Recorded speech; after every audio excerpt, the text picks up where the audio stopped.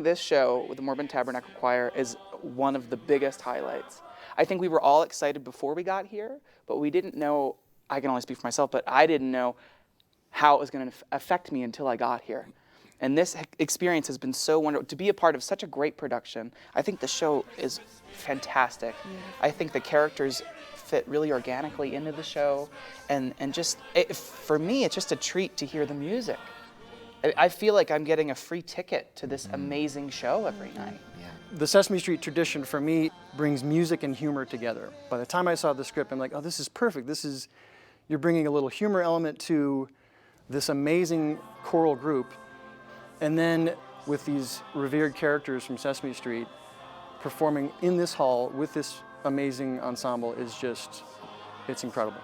I don't think it compares to anything we've ever done, so it's a quite ambitious production. The emotion behind all the pieces and how beautifully everything was put together. We certainly do a lot of performances, but I don't think this compares to anything. It's quite spectacular. Oh, thanks. This is exciting. I get to conduct the orchestra. Conducting the orchestra and the choir as Big Bird is a thrill every night. I try to keep it a little light, and I try to come up with something different to say to the choir and the orchestra every night, which is fun and a challenge for me. But once I give the count off and start conducting, I believe that Big Bird is really conducting the orchestra and the choir. I know that I'm not really, but I imagine that I am, and I think that's what Big Bird imagines that he is too, so it's fun, it's really fun. I can't believe that they would let just me come up in a Big Bird suit and conduct this grand orchestra and this remarkable choir. I don't know who talked them into that. That was a great though, I love it. When we first saw the conference center, I would say the thought that went through my head was, how can they possibly fit 21,000 people in here? Where are they coming from? Where are they parking? How do they get in? Where are the logistics. The logistics. Is that where are they parking? Is that the first thing? Well, all of that came to me. And for me, it was just like, wow. I was thinking it was I like puppets. I like puppets. It was really big. That was my first thought. It's really big. I thought, Wow. I was thinking the puppets were going to look really small on that stage. That was the first thing I thought. Was because it's such a huge stage and a huge theater, and the puppets are pretty small. I was really happy to see the screens. the big screens on either side of the house. Yeah. The experience working with the crew here has been phenomenal. I mean, they have bent over backwards. Everything is a yes. They have everything ready for us. The crew is incredible. Just the stage managers and all the people who do the mics, and sound. I think they're people and psychics monitors. because they read our minds. Yeah. I mean, You're it's gonna amazing. say, and they have the water. Yeah. And they have the pen. Incredible. They fix your microphone. Yeah. It's amazing. Incredible. It's such a technically demanding show that, as a guest performer, I could see someone being intimidated coming into the giant space and 21,000 people every night. But the crew has been so good about bringing that down to a personal level and making them feel so comfortable on stage, and I'm speaking for the performers, that all those technical aspects seem to kind of go away. Once the music starts, once the script starts rolling, it just feels so comfortable. But Ernie, this is the way to the stage! Oh, wow. Say hello to all the people, Ernie. Doesn't it kind of feel like when you're performing, it doesn't feel like you're in this cavernous Not at all. space? It really somehow feels feels intimate. It It does. But it feels. It's Cozy. actually it's a kind of comforting because we're in this 6-foot by 3-foot box. Right. So what's kind of nice is you sometimes forget that the audience is there, Right. and then when you look up and you see the sea of people, Right. we're kind of lucky that we don't have to actually see them. We don't so have it's to not see them. it's not as intimidating. We're in the little box looking at a monitor when we're working, so we just really are watching ourselves perform. But between bits when we're on, we look up and it's like, oh wow, there's the audience. Oh wait, there's the and it keeps going. This concert specifically, I find myself watching TV a lot because we have the monitors right at our feet. Usually we're sort of like checking our script, rehearsing our piece in our head, and it's just so wonderful to hear the choir and the orchestra and Santino. I'm just watching television the majority of the time. And David and I are just sitting there, not even looking at each other, No, and just then sort it's of like watching. you have to realize, wait a minute, I have to speak in like 2 lines. Yeah, I have to get out of here. So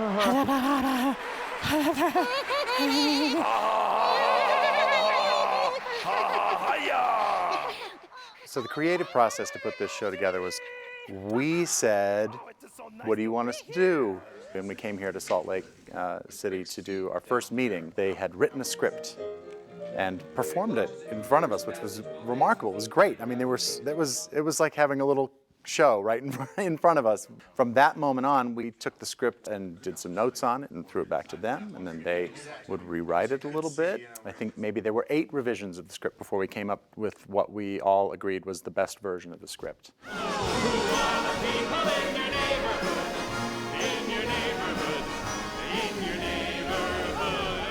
For the music, it was really important for the Mormon Tabernacle Choir that we do some recognizable Sesame Street songs. I think we were all really initially focused on, well, it's a Christmas concert. We should all just do Christmas songs that we can all sing together, and that'll be great. But I think, I mean, there's lots of Christmas music in the concert as a whole. They really just wanted the audience to be able to enjoy the songs that they were familiar with. I'm always looking to our tradition of our past composers, and when I heard that we were going to do our standard songs like Sing and People in Your Neighborhood and Keep Christmas With You, that's when I was really blown away, because I expected it to be all Christmas music. And when they came back to us and said, no, we want to use Sing and People in Your Neighborhood, and Santino Fontana is going to be a part of that, I was like, this is perfect. Well, Santino Fontana. He is awesome. That voice is amazing, and so much heart. He's so tender and energetic and warm and joyous and fun, and he's just magical. You know, you don't know what you're going to get if you're working with scene partners that you've never met anyway, let alone if they're not human. He really knows how to play with the Muppets and make it feel real and not forced, and treat that character like a fellow actor. And it's really easy to work with him. I have a lot of fun in People in Your Neighborhood, and it always feels natural and fun and silly, and he's been wonderful to work with. Santino's very genuine, and also there's a trick when you're working with these characters, especially when you're a human being. You have to a lot of times you have to defer to them, not be as funny or not be as outlandish as perhaps they might be. And I feel like Santino is there with us every step of the way, on even toe-to-toe. Sharing the stage, not only with the choir, not only here at this event, but also with characters I grew up with. You know, my cake as an 8-year-old was a Cookie Monster cake. So to be able to meet David, who's played him since I was a child, and also get to, hang out with them and play and talk to him and sing with him, that's huge. And also getting a little glimpse into their world behind the scenes. It's great. And they're such a nice group of people. I have it very easy because I'm in the center for the whole time, so I just have to get in there and get out, which is a challenge in its own, because we have to go under the set on these little rolly chairs that we slide under. Rolling under the orchestra, right? Yeah, under the orchestra. Yeah. That is my favorite part of the show. We have to get to center stage in our little sort of proscenium, and we can't sort of leave the stage and walk around, so we have to go under. And it's orchestra. like this. We have this much room to go under, so we're on our backs, rolling around upside down under the stage. Like going through a cave or something. Yeah. And it really does. And Peter feel like put some tracks on the top so we can actually follow the tracks. It's like a dotted white tape line, and you just keep your eye on the ceiling. You're walking like an insect. So basically, it doesn't take much to entertain and humor us. It's my favorite part of the show. A couple times. You have to go in and out, and it's a challenge. We're racing against the clock. We're trying to get from one place to the other before the lights come up, and we have to be speaking. And there are several of us that have tracks where we're moving from one place to the other, back and forth, maybe up top to the choir, back down. For me, I'm running from one side of the stage to the other, and I have less than 2 minutes to get to my next position and perform a different character. I run from doing Grover to doing Bert, and Jason has Bert ready for me, he's holding it sort of like a football for a handoff, and I just stick my arm straight out in front of me, and he slips it on, and I'm practically up like that. Eric mentioned Jason and Lars. We have 2 amazing puppet wranglers that with us, and we have a whole team of people that 100% believe in what we do, and they they make it easy for us. We have to make sure that all the puppets in the script are there. And that they look good and are ready for wherever they need to be. We have to dress them. Big Bird has a couple of different costume changes. Right. So he starts out with his Christmas tie, and then he's got his tuxedo bib and his cuffs. Yes. And then he goes back into his Christmas tie. So that's a little bit of a challenge. We have to rig them with props if they need props. We have to take them away. We swap out puppets if one is pre-rigged one way with a costume or with a prop so that we're ready to go. I have to put the puppets that are in the front center, and you have to go underneath the stage. I do make her do that. Because I'm shorter. So, but it is fun. So like the puppeteers, I get to go under the stage on the rollies and set up Cookie Monster and Elmo and Abby and their props there, and then clean Cookie Monster's crumbs later. Detritus. But it's fun. There's really no time to get in character, so we just have to be those characters. Our hearts are in these characters. As soon as we see them on the screen, we become those characters. We put everything we've got into them. And the characters are a little aspect of who we are anyway. So we're just kind of blowing They're part that of up. us. We're part of them. So there's not a real, long prep period where we're all, sitting around in a circle, getting into character. Yeah, there's no warm-ups. No. There might be some stretching. Once in a while. For the more disciplined performers. But not like the choir warming up. That's we sort of we've enjoyed listening to the choir warming up too. Yeah. Just the sounds they make, and it's really Imagine amazing to hear all. Yeah, the other day they're doing something where I was aware that they were warming up, but then all I heard was, ah! And I was like, oh, but it was not just one person, it was 360 of them. I was like, oh, what happened? Yeah.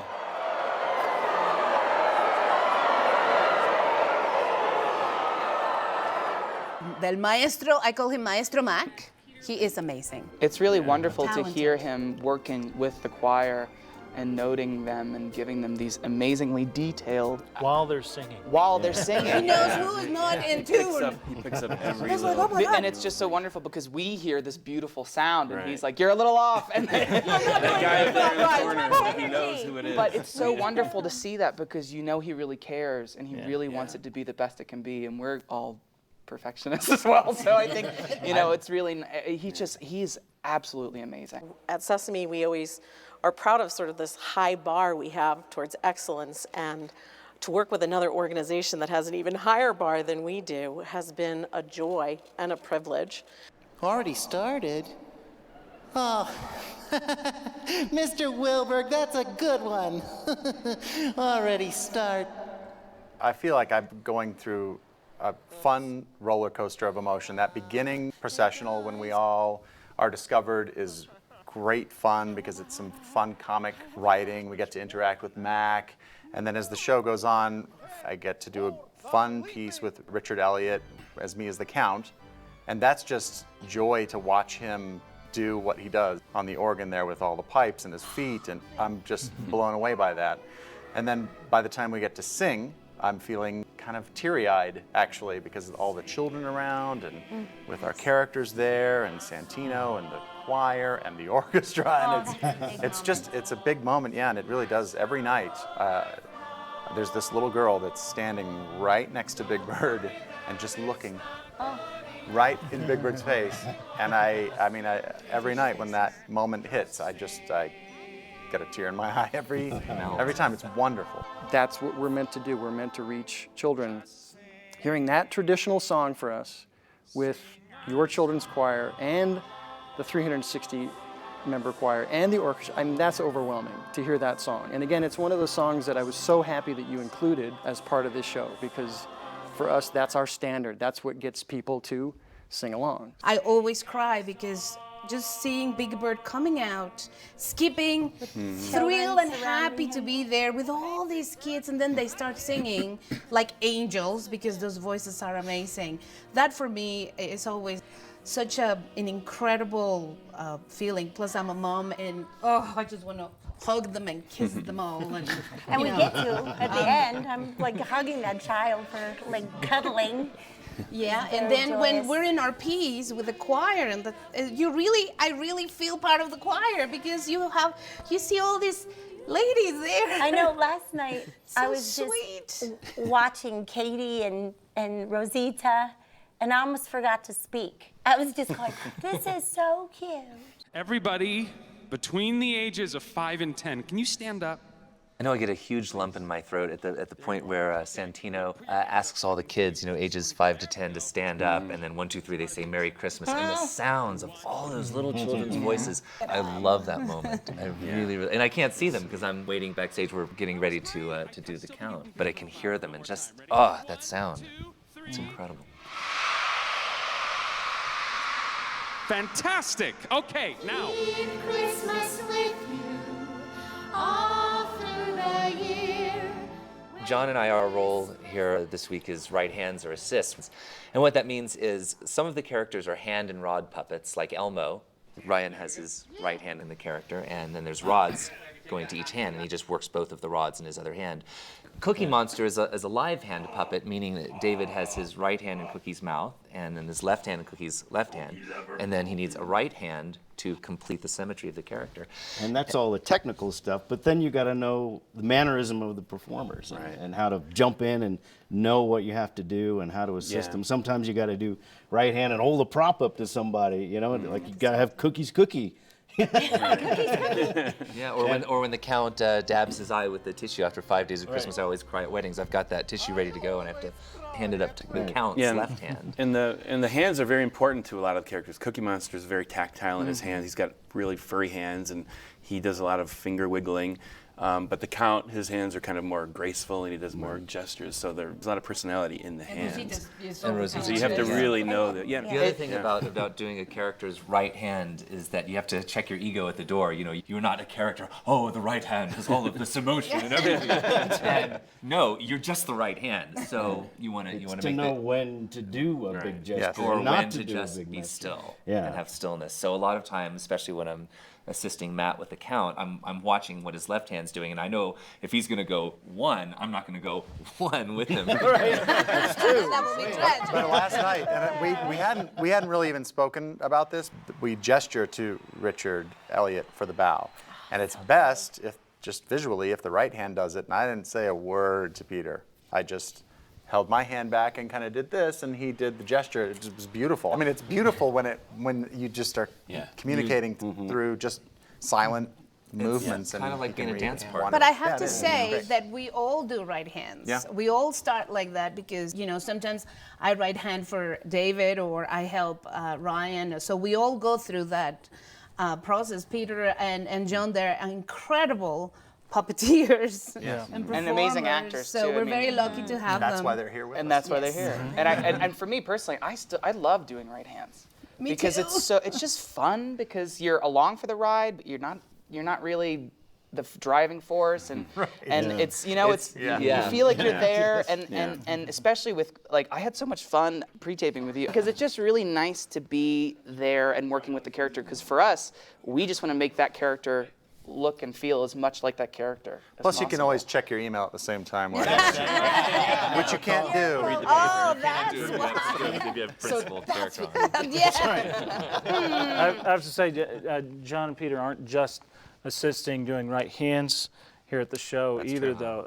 While I'm on one side of the stage performing Grover, Bert is miraculously on the other side of the stage, and he has lines too.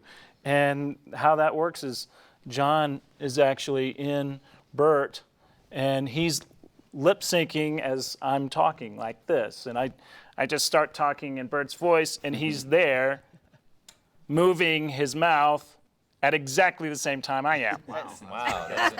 While you have Grover on. That's hard to do. And then similarly, just to pull the curtain back all the way, at the very end, I come out in the encore with the Count, and Peter is in Big Bird doing the encore. Keep Christmas with you. My family's here, and they're going to see the show tonight, and I'm very excited for them to see the show. Not just to see their dad as Big Bird and the Count, but I just think that the show as a whole will, if you're not in the Christmas spirit, by the time the first number is completed, You certainly will be by the time you're heading home. I mean, it's just really a joyous Christmas experience. So it surprises me every night how love I felt, and more and more. It's So really, I don't want to go. it's really nice, the immediate camaraderie.